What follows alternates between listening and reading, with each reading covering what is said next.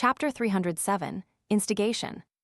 Upon hearing Lumien's question, Anthony Reed, his round face slightly pudgy and his skin with a slight sheen, fixed his dark brown eyes on him for a moment before responding. "I'm not sure what you're getting at." The information broker's emotions appeared steady, and his expression seemed unaffected.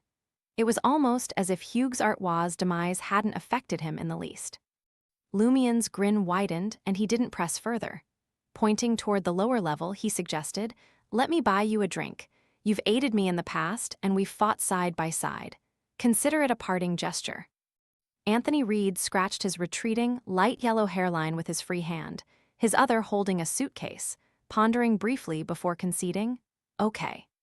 Descending the narrow, gaslit staircase, the duo entered the basement bar and settled at the counter. "What's your poison?" Lumien inquired in a casual tone, as if he just stepped into his own abode. "Phenyl absinthe," Anthony Reed replied succinctly.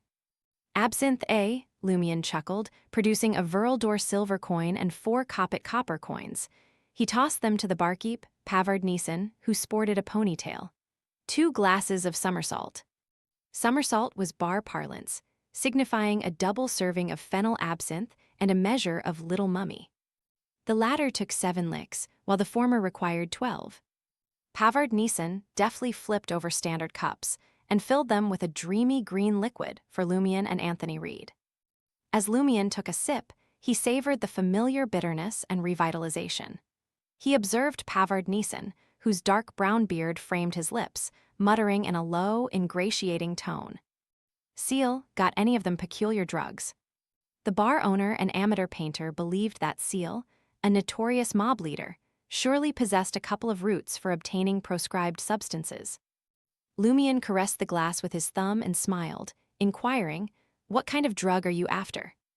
Recognizing that Anthony Reed was an information broker often entangled in illicit affairs, Pavard Neeson did not hold back, explaining in hushed tones. "Banned psychotropic drugs. Sigh, when that odd tree affected me, I created the draft I was most proud of. Actually, it wasn't just my most satisfying piece. It embodied the aesthetics I'd always strived for but never reached. It perfectly channeled my thoughts and convictions. Since then, that sensation's eluded me completely. Every stroke of mine has turned into dogshit.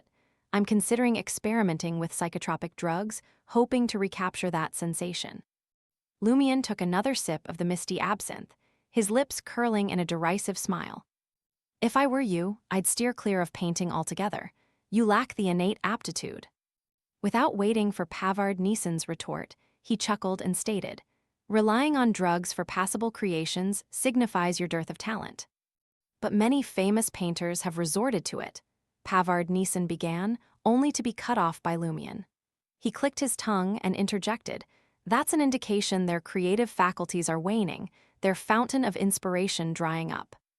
"Isn't that cheating?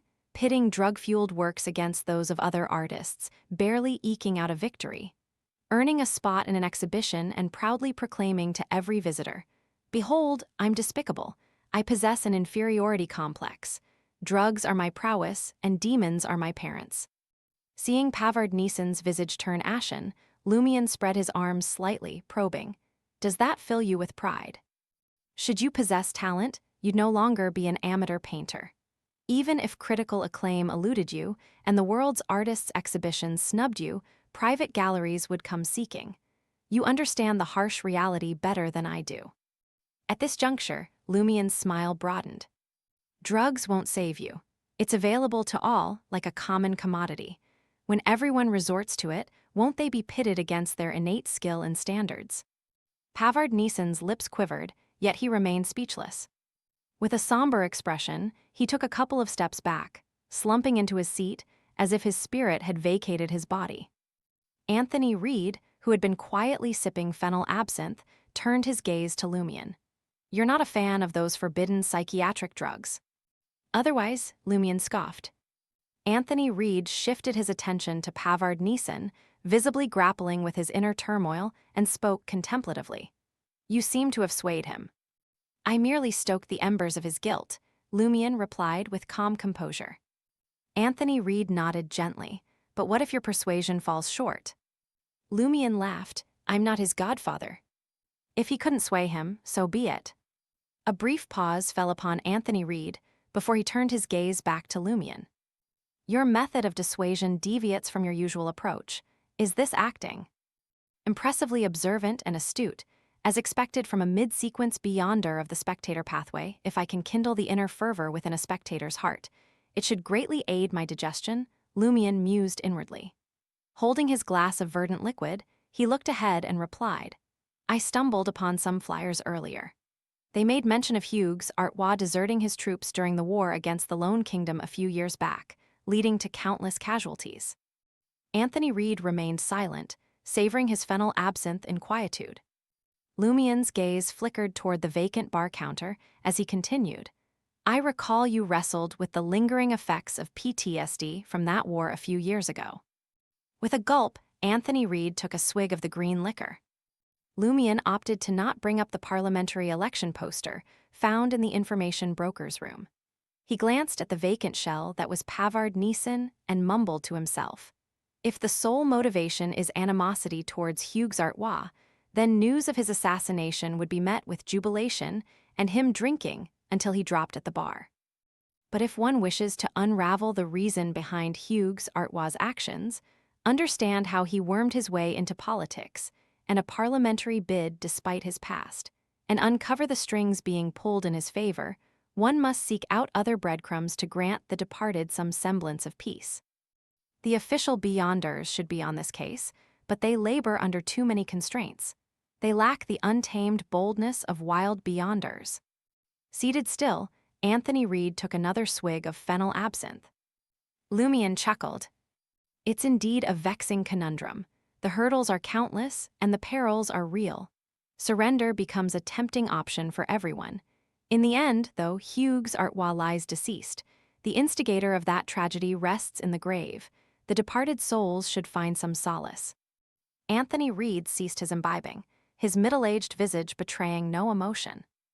Lumion glanced his way, lowered his tone, and smiled knowingly. Folks plagued by severe mental ills can ascend far in the spectator path, and even if they do plateau, external stimuli can trigger catastrophic lapses, transforming them into monstrosities. In this ever more perilous world, stability is but a distant wish for flawed beyonders. At this juncture, Lumion reined in his expression and fixed his gaze upon Anthony Reed's profile. He inquired, his voice resonating with gravitas, do you fancy departing laden with remorse and reluctance, languishing in the throes of becoming a monster, shying away from your former comrades, or do you dare venture forth in pursuit of the truth, courting danger, and crafting your own heroic saga? Without acknowledging Anthony Reed's response, Lumion gracefully alighted from the barstool, lifted his fennel absinthe, and downed the remainder in a single gulp. With that, he whispered into Anthony Reed's ear, I contributed to Hughes Artois' demise. We're still untangling his problem. Observing Anthony Reed's slight tremor, Lumion straightened up and exited the subterranean bar without casting a backward glance. He strolled back into room 207, not bothering to shut the door behind him, and lit the carbide lamp. With a casual swivel, he spun the chair around and settled into it, his posture easy as he fixated on the dim corridor outside. Lumion waited in abnormal silence, as he held a certainty that the figure he awaited would materialize. As moments ticked away, the couple's voices escalated into a quarrel anew, and the rowdy drunkards began to trickle onto the street. The soft patter of hesitant steps drew near room 207, each sound echoing the uncertainty. A sly grin played upon Lumion's lips, and he reclined in the chair, his gaze steady on the door. Before too long, Anthony Reed stepped into view, garbed in a military green shirt and matching pants, capped off by tall leather boots. His hair lay cropped and thin. Standing within the circle of light cast by the carbide lamp, he regarded Lumion seated at the wooden table, a smirk adorning his lips. His features danced in a contorted display. In a rich timbre, he intoned, I know you're trying to provoke me. I know you're acting, but you're correct. Anthony Reed, middle-aged and weathered, raised his right hand and pressed it to his chest, his expression one of fierce resolve. Over these past few years, my heart has been seared by anguish and righteous anger. A knowing smile graced Lumien's face as he shut his eyes momentarily, sensing the pyromaniac potion digesting a little. He rose from his seat and addressed Anthony Reed, saying, "Truth wields the mightiest power of persuasion." Anthony Reed felt a weight lift after speaking, the inner conflict and confusion subsiding. He ventured into room 207, the door clicking shut behind him. His eyes swept over the surroundings in a swift assessment. Did you truly eliminate Hugues Artois? How deep did your investigation penetrate? Celia Bello, the one who assassinated Hugues Artois, is a friend of mine. It was I who first unearthed the heretic cults supporting Hugues Artois. Lumien responded in a matter-of-fact tone before extending a sincere apology. My earlier words held a deceit, and for that, I'm sorry. Anthony Reed was taken aback. Which statement? A mischievous grin curved Lumien's lips. Actually, we haven't even embarked on the trail to uncover the people and forces behind Hugues Artois.